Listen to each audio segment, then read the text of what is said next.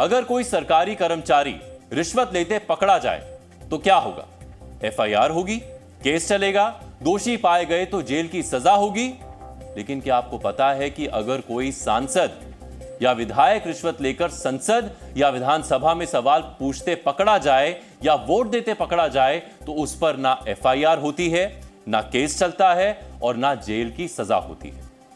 आपको 2008 का cash for vote कांड याद होगा, जब मनमोहन सरकार के खिलाफ संसद में विश्वास प्रस्ताव लाया गया था, जिसे मनमोहन सरकार जीत गई थी। लेकिन उसी दिन संसद में बीजेपी के 3 सांसदों ने नोटों की गड्डियां लहराते हुए आरोप लगाया था कि उन्हें मनमोहन सरकार बचाने के लिए वोट देने के लिए रिश्वत की पेशकश की गई थी। लेकिन क्या आपको पता है कि जिन सांसदों पर कैश फॉर वोट का आरोप लगा था, उनके खिलाफ रिश्वतखोरी का कोई केस दर्ज नहीं हुआ था, क्योंकि अब तक हमारे देश के माननीयों के लिए संसद या विधानसभा में पैसे लेकर वोट देना या भाषण देना उनका विशेष अधिकार होता था। वर्ष 1998 में सुप्रीम कोर्ट ने भी कहा था कि पैसे लेकर संसद या विधानसभा में सवाल पूछने या वोट देने के मामलों में जनप्रतिनिधियों पर मुकदमा नहीं चलाया जा सकता। लेकिन आज सुप्रीम कोर्ट की संवैधानिक पीठ ने अपने ही 26 साल पुराने फैसले को पलट दिया और कह दिया कि सांसदों और विधायकों को सदन में भाषण देने या वोट के लिए रिश्वत लेने पर मुकदमे से छूट नहीं दी जा सकती। इस तरह सुप्रीम कोर्ट ने अपने ही पुराने फैसले को पलटकर ऐतिहासिक फैसला सुनाया है और पैसे लेकर सदन में सवाल पूछने और वोट देने वाले सांसदों को मिलने वाले लीगल इम्यूनिटी खत्म कर दी है। सुप्रीम कोर्ट के इस ऐतिहासिक फैसले का क्या मतलब है और इससे क्या बदलेगा, अब हम आपको इन सारे सवालों के आसान भाषा में जवाब देंगे। लेकिन सुप्रीम कोर्ट के इस फैसले को समझने के लिए आपको यह पता होना चाहिए कि हमारे देश के सांसदों और विधायकों को कौन से विशेष अधिकार प्राप्त हैं। इन विशेष अधिकारों को भारतीय संविधान के आर्टिकल 105 और 194 में परिभाषित किया गया है। संविधान में सांसदों और विधायकों को सदन में भाषण देने की स्वतंत्रता दी गई है और सदन में दिए गए भाषण और वोटों की न्यायिक जांच से भी छूट दी गई है। लेकिन हमारे देश के माननीयों ने इसकी अलग ही व्याख्या कर दी थी, जिसके मुताबिक संविधान ने सांसदों को रिश्वत लेकर सदन में भाषण देने और वोट देने की भी स्वतंत्रता दी है, जिसके खिलाफ कोई न्यायिक जांच नहीं हो सकती। वर्ष 1998 का सुप्रीम कोर्ट का फैसला भी इसी बात की पुष्टि करता है, जिसे आज सुप्रीम कोर्ट ने ही गलत ठहरा दिया है। आज सुप्रीम कोर्ट ने अपने पुराने फैसले को पलटते हुए कई बड़ी बातें कही हैं। रिश्वत लेकर सदन में वोट देना या भाषण देना विशेष अधिकार की श्रेणी में नहीं आता है। संसदीय विशेष अधिकारों के तहत रिश्वतखोरी को संरक्षण हासिल नहीं है। आर्टिकल 105 और 194 के तहत रिश्वतखोरी की छूट नहीं है। जब कोई सदस्य घूस लेता है तो केस बन जाता है। यह मायने नहीं रखता कि उसने बाद में वोट दिया या फिर भाषण दिया। सुप्रीम कोर्ट के आदेश को आम बोलचाल की भाषा में समझाएं तो सदन में वोट देना और स्पीच देना सांसदों और विधायकों का विशेष अधिकार है, ना कि रिश्वत लेकर वोट देना या स्पीच देना। अब हम आपको इस फैसले पर सुप्रीम कोर्ट की संविधान पीठ के तर्क और विचार सुनवाना चाहते हैं। Articles 104 and 105 and 194 of the Constitution seek to sustain an environment in which debate and deliberation can take place within the legislature. This purpose is destroyed when a member is induced to vote or speak in a certain manner because of an act of bribery. Bribery is not rendered immune under Articles 105(2) and the corresponding provision of Article 194 because a member engaging in bribery commits a crime which is not essential to the casting of the vote or the ability to decide on how the vote should be cast. The same principle applies to bribery in connection with a speech in the House or a committee. It does not matter whether the vote is cast in the agreed direction or if the vote is cast at all. The offence of bribery is complete at the point in time when the legislator accepts the bribe. The interpretation which has been placed on the issue in question in the judgment of the majority in P.V. Narasimha Rao results in a paradoxical outcome where a legislator is conferred with immunity when they accept a bribe and follow through by voting in the agreed direction. On the other hand, a legislator who agrees to accept a bribe but eventually decides to vote independently will be prosecuted. Such an interpretation is contrary to the text and purposes of Articles 105 and 194. Supreme court ने साफ साफ कह दिया कि संसद या विधानसभा में vote देने या किसी को फायदा पहुंचाने वाली स्पीच देने के लिए रिश्वत लेने वाले माननीय विशेष अधिकार की आड़ लेकर बच नहीं पाएंगे।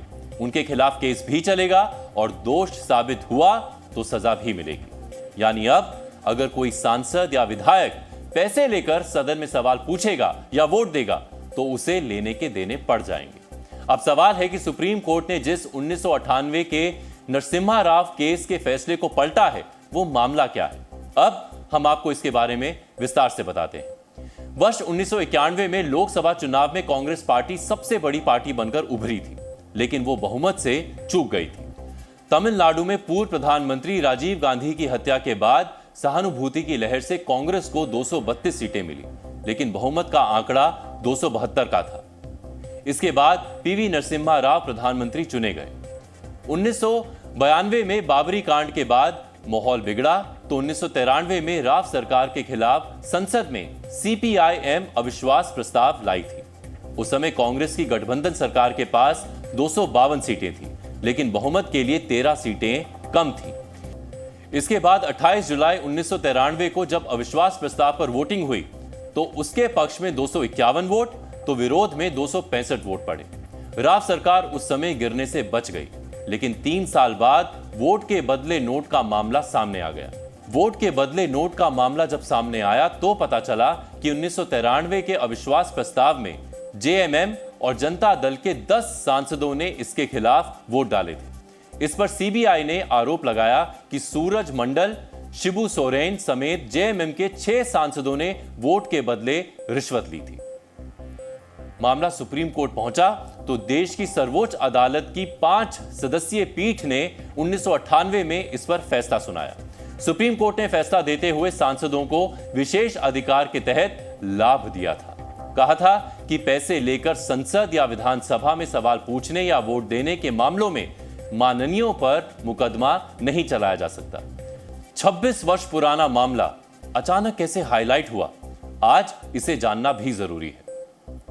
दरअसल यह मुद्दा दोबारा तब उठा जब जेएमएम सुप्रीमो शिबू सोरेन की बहू और विधायक सीता सोरेन ने अपने खिलाफ जारी आपराधिक कार्रवाई को रद्द करने की याचिका कोर्ट में दाखिल की थी। सीता सोरेन पर वर्ष 2012 के झारखंड राज्यसभा चुनाव में वोट देने के लिए रिश्वत का आरोप था। सीता सोरेन ने अपने बचाव में 2 तर्क दिए थे। पहला यह तर्क था कि उन्हें सदन में कुछ भी कहने या वोट देने के लिए संविधान के अनुच्छेद 194(2) के तहत छूट हासिल है। दूसरा, सीता सोरेन ने लोकसभा में बीएसपी सांसद दानिश अली के खिलाफ बीजेपी सांसद रमेश भिदुड़ी के अपमानजनक बयान का जिक्र किया और कहा कि वोट या भाषण से जुड़ी किसी भी चीज के लिए प्रोसिक्यूशन से छूट मिलनी चाहिए। यहीं से यह मामला सुप्रीम कोर्ट की नजरों में फिर से आया और सुप्रीम कोर्ट ने इसमें सुधार करते हुए 26 वर्ष पुराने मामले को पलट दिया। आज सुप्रीम कोर्ट की 7 जजों की बेंच ने एक ऐतिहासिक फैसला दिया है और इसमें अपने सब पुराने फैसले को भी ओवर रूल कर दिया जो नरसिम्हा राव केस में फैसला आया था, और स्पष्ट कर दिया है कि कोई भी विधायक अगर पैसा लेके सवाल पूछता है या पैसा लेके वोट करता है राज्यसभा के चुनाव में तो उसको कोई इम्यूनिटी प्राप्त नहीं होगी, कोई उसको अलग से प्रोटोकॉल नहीं मिलेगा, उसके खिलाफ भ्रष्टाचार का मुकदमा चलेगा। माननीय सुप्रीम कोर्ट ने कहा है कि ये पैसा लेके वोट करना और पैसा लेके सवाल पूछना ये पार्लियामेंट्री डेमोक्रेसी के लिए जहर के समान है, ये पार्लियामेंट्री डेमोक्रेसी के लिए कैंसर है, इसलिए इसको रोकना बहुत ज़रूरी है।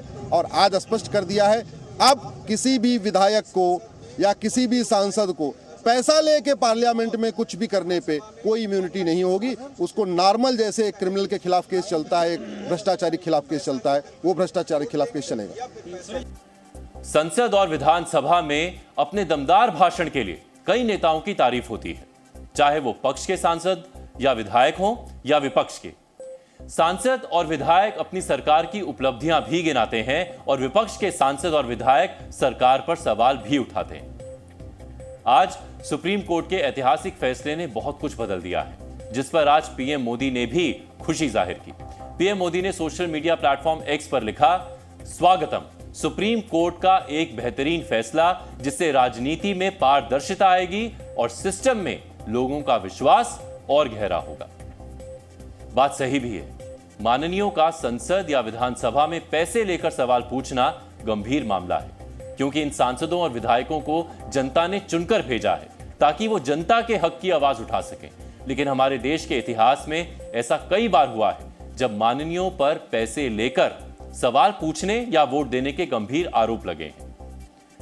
इसमें सबसे ताजा मामला टीएमसी सांसद महुआ मोइत्रा का है।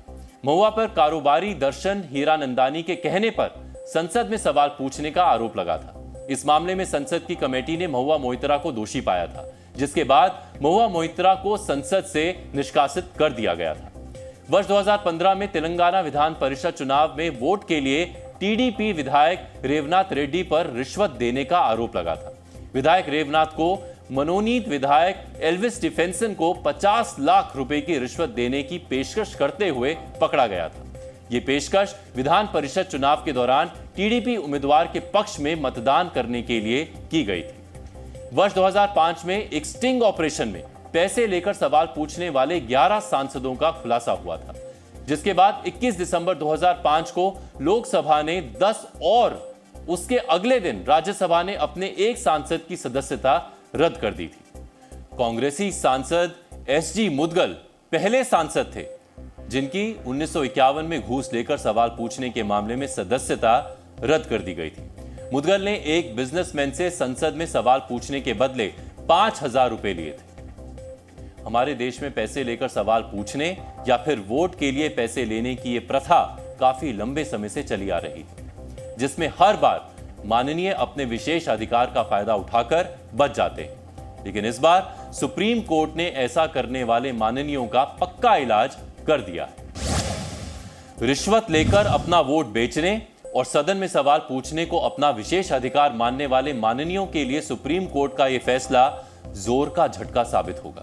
लेकिन सुप्रीम कोर्ट के इस फैसले ने भारत के भ्रष्टाचार वाले जख्म भी कुरेद दिए हैं, क्योंकि हमारे देश में रिश्वतखोरी एक सामाजिक बीमारी है जिसने पूरे देश को खोखला कर दिया है।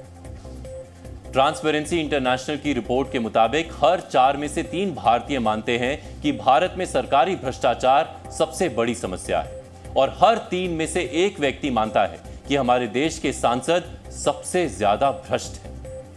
पिछले वर्ष जारी हुई इंडिया करप्शन रिसर्च रिपोर्ट 2023 की सर्वे रिपोर्ट में भी 88% लोगों ने माना था कि भारत एक भ्रष्ट देश है। सर्वे में शामिल 55% लोगों ने कहा कि सबसे ज्यादा भ्रष्टाचार नौकरशाही में है। 37% को लगता है कि सबसे ज्यादा रिश्वतखोर देश के नेता हैं। 29% लोगों को लगता है कि भ्रष्टाचार ने देश के लोकतांत्रिक सिस्टम को बर्बाद कर दिया है। 22% को लगता है कि बेरोजगारी की सबसे बड़ी वजह भ्रष्टाचार है। करीब 96% लोगों के मुताबिक देश की एंटी करप्शन एजेंसीज खुद ही भ्रष्ट हैं। 96% लोगों को लगता है कि भ्रष्ट अधिकारियों और नेताओं को सजा ना मिल पाना भ्रष्टाचार बढ़ने की सबसे बड़ी वजह है। 97% लोगों को लगता है कि बड़े बिजनेसमैन और बड़े राजनेताओं के बीच भ्रष्टाचार की सांठगांठ है, और 89% लोगों को लगता है कि सिर्फ जेल की सजा भ्रष्टाचार को खत्म करने में कारगर साबित नहीं हो सकती। यानी कुल मिलाकर बात यह है कि भारत और भ्रष्टाचार का नाम एक साथ लिया जाता है, और इसके लिए कोई एक वर्ग जिम्मेदार नहीं है। हमारा सिस्टम और हमारा समाज दोनों इसमें बराबर के भागीदार हैं। ये बात कड़वी जरूर है, लेकिन सच तो फिर भी सच ही होता है।